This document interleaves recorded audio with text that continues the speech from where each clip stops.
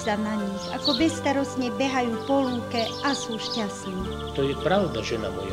Len škoda, že Anička vyrastá v dome otca tyrana. Má to ťažké a jej mama, ako sa vraví, je viac bitá ako síta. Len škoda, že toho všetkého musí byť svedkom aj malá Anička. To je pravda. Je to milé a krásne dievčatko. Tie veľké hnedé očká sa vždy rozžiaria, keď behá s naším Janíkom po lúke. Myslím, že sa tu cíti v bezpečí, vzdialená od svojho otca. Chúďa malé, bude to mať v živote ťažké. Kto vie, koho jej Ďuro vyberie za muža, keď vyrastie? Nech jej len Pán Boh pomáha, aby sa jej lepšie vodilo ako mame.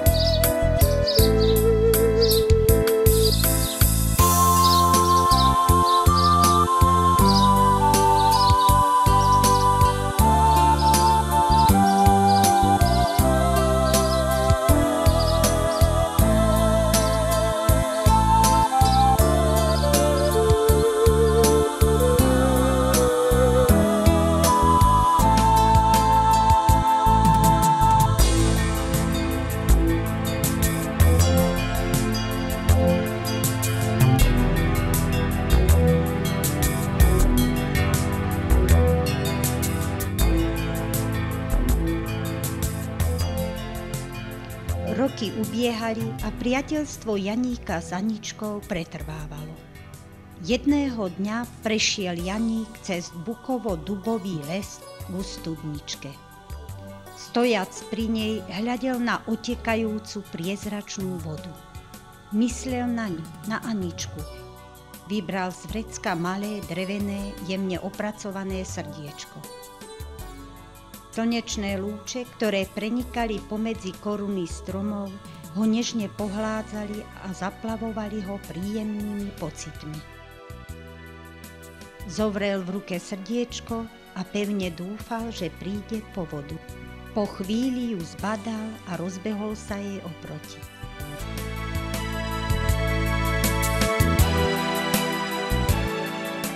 Anička, som rád, že si prišla. Daj, zoberiem ti krčak. Janík, ja ťa rada vidím. A čo to stiskáš v druhej ruke? Toto je pre teba, zober si ho. Toto krásne srdiečko si vyrezal pre mňa, naozaj pre mňa. Je krásne, ďakujem. No čo je, poďme. Janík sa spamätal, poobzeral sa okolo seba, ako by sa chcel presvedčiť, či si to všimli stromy stojace naokolo. Či videli, ako sa Anička perami dotkla jeho líca. Keď došli k studničke, Janík sa pozrel na jej hladinu, v ktorej sa črtali ich obrysy. Myslel na to, ako rád by jej povedal, že sa vždy teší na ich stretnutie, no neodvážil sa. Obaja mlčali v zajatí svojich myšlienok, ako by stratili reč. Po malej chvíli Anička povedala, že sa už musí vrátiť.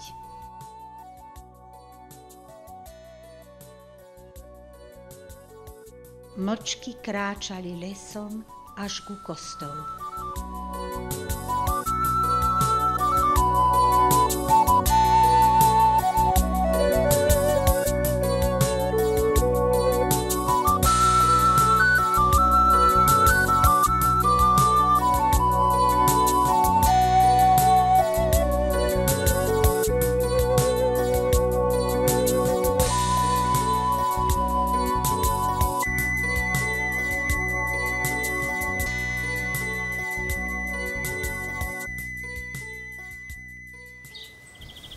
Keď budeme dospelí, zoberie si ma za muža? Áno, chcem sa stať tvojou ženou. Tu máš, zober si ju. Ak si nájdeš druhú, tak mi ju vrátiš. To sa nikdy nestane. To skôr teba otec vydá za syna bohatého gazdu. Ak by sa tak stalo, vrátiš mi srdiečko a ja budem vedieť, že si sa rozhodla pre iného. To sa nikdy nestane. Sľubujem. Tento sľub sa stane našim tajomstvom. Sľubuješ? Dobre, bude to naše tajomstvo. Nikomu o ňom nepovieme. Z ich mladučkých tvári vyžarovalo odhodlanie, že sľub, ktorý si dali, dodržia.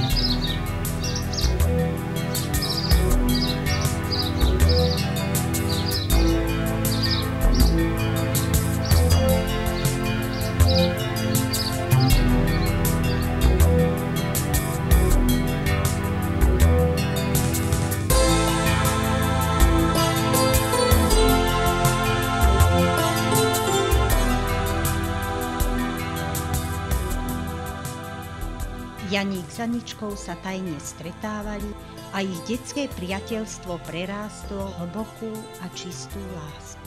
Jedného dňa sa Jankova mamka vrátila z dediny a priniesla mu odkaz od Aničky. Majú sa stretnúť na dohodnutom mieste, lebo mu chce povedať niečo veľmi vážne a súrne. Janík sa ponáhľal na určené miesto. Stál tam a pozeral sa na život prebiehajúci pod vodnou hladinou. Zrazu začul blížiace sa kroky. Po chodníku sa náhlila Anička. Vyšiel jej v ústrety a ona mu jedným dychom povedala. Stalo sa to, čo si predpokladal. Môj otec dal sľub jeho bratovi, že ma vydá za jeho syna Michala. Znovu chcú spojiť majetok, už naplánovali aj svadbu. Ach, Janík môj, je to strašné. Čo budeme robiť? Anička, dá sa to zvrátiť. Ale ako? Pozri sa na tento krížik. To máš od otca? Nie, je to dar od pustovníka. Práve teraz som si uvedomil význam slov, ktoré povedal starec pred smrťou mojich rodičom. Ale aké sú to slová? Tento krížik mi má v živote splniť jedno želanie. Želanie lásky. Ide o to, či si aj ty odhodlaná brániť našu lásku. Ak áno, tak príď tú noc pred svadbou ku studničke a potom nás už nikto nerozdelí. Tak čo, prídeš? Prídem.